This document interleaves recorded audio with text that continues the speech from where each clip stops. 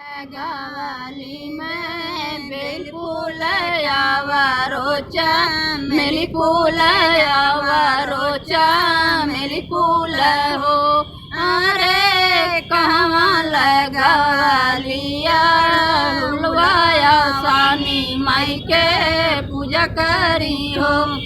दुआरे लगावाली बेल फूल रोचा मेली फूल रोचा मेली फूल हो। अरे अंगने लगावाली उलवाया सानी माई के पूजा करी हो। कथुआ से सींचो मैं बेल फूल रोचा मेली फूल रोचा मेली फूल हो।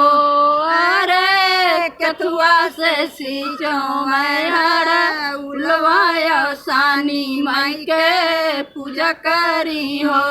दूध बनिया से सींचो मैं बेल फूल रोचा मेली फूल रोचा मेली फूल हो। अरे दूधवा से सींचो आढ़ा उलवाया सानी माई के पूजा करी हो। केथुआ में तोरो मैं बेल फूल रोचा मेली फूल रोचा मेली फूल हो। अरे केथुआ में तोरो आढ़ा उलवाया सानी माई के पूजा करी हो। डलरी में तोड़ो मैं बेल फूल रोचा मेली फूल रोचा मेली फूल हो।